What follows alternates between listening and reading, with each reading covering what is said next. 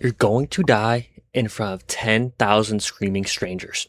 And the strange thing, you're eating better than you have in years. It's dawn in the Gladiator barracks outside Rome, around 80 AD, and you've been a slave here for 6 months now. Former soldier captured on the northern frontier. You thought you'd end up in the mines. Instead, you're property of the ludus, the gladiator school. And every morning you wake up knowing there's a 1 in 5 chance you'll die in your first time in the arena. 1 in 5. Those are actual odds. And your first fight is 3 days away. But here's the thing no one tells you about gladiators. That changes everything we thought we knew. You're not being starved and brutalized. You're being fattened deliberately. Because the people who own you invested a fortune in your training and they need you to put on a show spectacular enough that your death or your survival pays back every coin. The cell door clanks open. You smell the breakfast before you see it. Barley porridge, thick as cement, swimming in bean mash. Gladiator food. The other fighters call it horderii. Man, I hope I got that right. Barely men. Because that's what you are now. Carb loaded, heavy, deliberately bulked up with this grotesque high calorie pace that modern analysts show was designed for one specific purpose, not strength, padding. A layer of fat over your muscles so that when the sword cuts you, and it will cut you, it hits fat first, not organs. Surface wounds bleed beautifully for the crowd, but let you survive to fight again. Your owner doesn't want you dead. He wants you profitable. You choke it down. 30 other men around you doing the same. The barracks are stone cells, tiny, cold, more prison than home. Iron bars on the windows, guards at every exit. Some of these men are slaves, like you. Some are criminals sentenced to the arena instead of execution. And a few, this is the part that genuinely shocks people, are volunteers. Free men who signed contracts, gave up their freedom for a signing bonus and the slim chance of fame. Because if you survive long enough, if the crowd loves you, a gladiator could earn more in a year than a soldier earned in 10. But first, you have to live. Training starts at first light. The yard is sand and blood smells baked into the ground from yesterday's practice. Your lanista, the head trainer, ex-gladiator himself, missing 2 fingers and half an ear, walks the line, inspecting everyone. He stops in front of you, looks you over like livestock, because that's what you are. The words he uses are the same words used for evaluating horses. He hands you a wooden sword, twice the weight of a real gladium. You train with this, build the muscle memory, and by the time they give you real iron, your arm will be used to the weight that the killing blade feels light as air.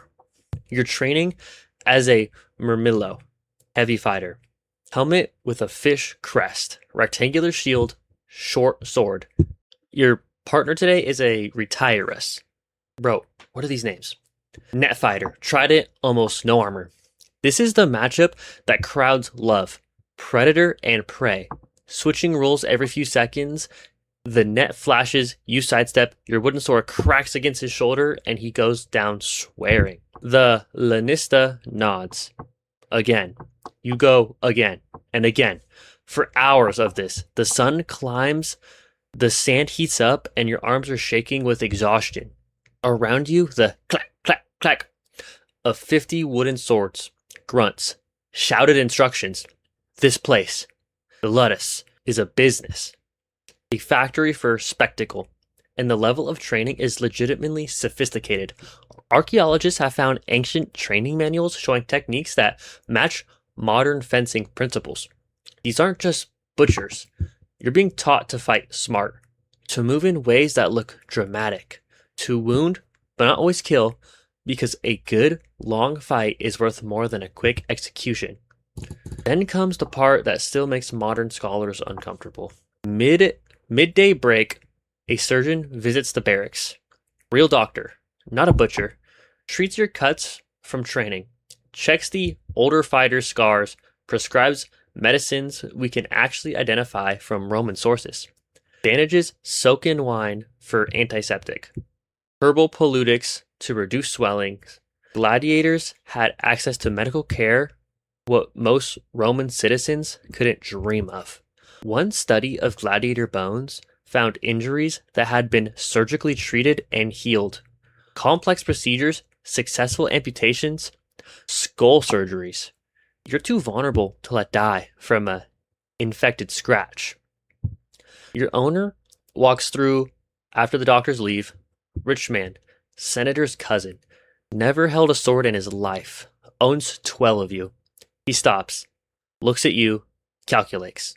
You cost him 6,000 sesterces, about 3 years' wages for a laborer.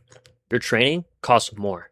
Your food, your guard, your medical care, all investment. He needs you to survive at least 3 fights to break even, 5 to profit. The best gladiators, the champions, could be worth 100,000 sesterces. Mobile fortunes locked in flesh. He moves on without speaking to you. You're not human to him. You're a racehorse. Afternoon, more training, but now it's tactical. They walk you through the arena ritual you'll perform in 3 days. The percussion entrance, the salute to the editor, the official sponsoring the game, usually some politician buying votes with blood. The phrase you'll shout, the one everyone knows, Ave importante, morte te salutant. I definitely botched that. Hail Emperor, those who are about to die salute you. Except, here's the thing, and this is where it gets genuinely strange. We're not sure gladiators actually said that. It appears in only one ancient source, and it was condemned prisoners before a naval battle, not arena fighters. But the myth stuck. And whether you say it or not, the truth underneath is the same. You might die for someone else's entertainment in 3 days, and 20,000 people will cheer either way. They're teaching you to die well. If you go down, if the wound is fatal, you don't scream or beg, you kneel. Straighten your back and take the blade with dignity, because the crowd is watching, and a good death, brave death, means they might remember your name. Maybe pressure the editor to give your body a proper burial instead of the mass grave. Maybe send money to your family, if you have one. Dignity is the only thing you own. Evening. Back to the cell.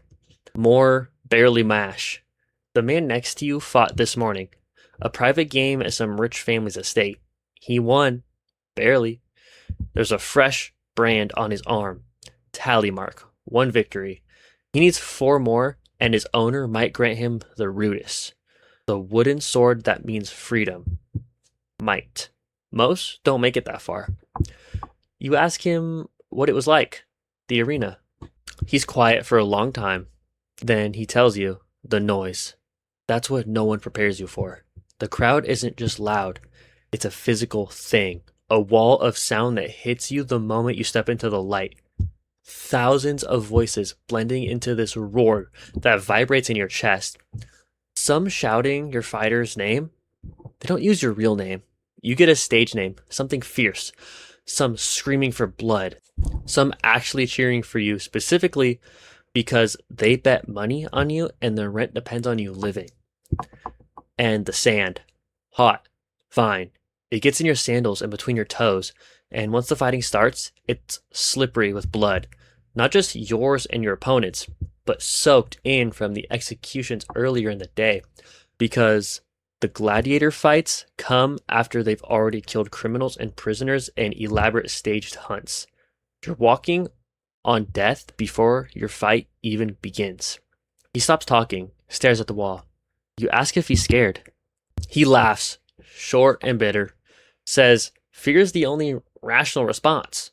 But the moment the gate opens, you don't have time for it anymore. Your training takes over. Your body moves before your mind catches up, and somewhere in the middle of it, when the crowd is screaming and your opponent is circling and your heart is slamming into your chest, there's this weird crystal moment where you feel completely alive. More alive than you've ever felt. because you might die in the next 5 seconds and your body knows it. That's the drug, he says. That's why some men volunteer. Not the money, that feeling. You don't sleep much that night. 3 days later, it's your turn. They oil your skin so it gleams in the sun. Strap on your armor. One padded sleeve on your sword arm. Greaves on your left leg. Heavy rectangular shield. Helmet with narrow eye slits that cut your vision to a tunnel. The helmet alone weighs 15 pounds. You can hear your own breathing, loud and close. The gate opens. Light and sound pour in. You step into the Colosseum. 50,000 people. Tears after tears rising into the sky. Every face turned toward you. The roar is exactly what he said. Not sound, but pressure, squeezing your ribs. The sand is white gold in the sun. Raked clean, still dark in patches where they haven't fully scrubbed out this morning's executions. Your opponent enters from the opposite gate. Thrax, fighter. Small shield, curved sword, crest helmet.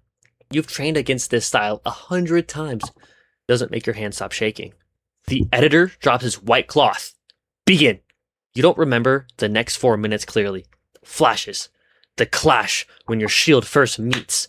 The jolt of your arm. His blade skating off your shoulder guard. So close you feel the wind of it. Sand kicking up. The crowd changing pitch. Excited, then disappointed, then excited again as the momentum shifts. Your Lanista's voice in your head. Watch his feet. Control the center. Make him work. You slip.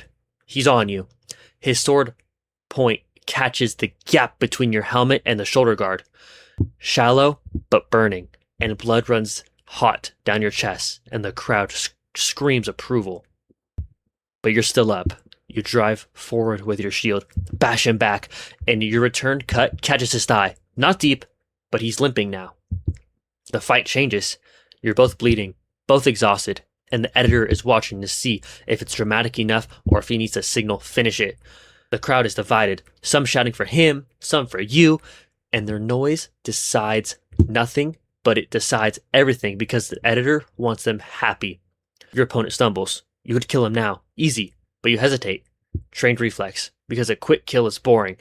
And he recovers, lunges, and suddenly his sword is through your guard and you feel the point punch into your side. Not deep, fat layer, just like planned. You're still standing. The editor signals, enough. Misses. Both spared. You both fought well enough to live. You drop to your knees, dizzy, and the crowd's roar washes over you like water. You survived. 1 in 5 odds, and you made it. They carry you back to the surgeon. Stitch you up. 16 stitches. Wine poured burning into the wounds. You'll fight again in 2 months, and again after that, and again 4 more fights until maybe freedom. Same fire in the barracks tonight. Same barely mashed tomorrow. Same sand soaked with blood. Different bodies year after year. The Colosseum will stand for 2,000 years. You'll be forgotten in 2. But tonight, stitched and shaking and alive against the odds. And you eat your hordiary and let yourself feel it. You're still here. 1 fight down for the rest of your life. However long it lasts, starts now. If this caught you the way it caught me, come walk through more days we've forgotten. There are more lives waiting. Thank you guys for watching. Please subscribe if you liked the video. And sorry for the botched pronunciations. I'll see you guys in the next one.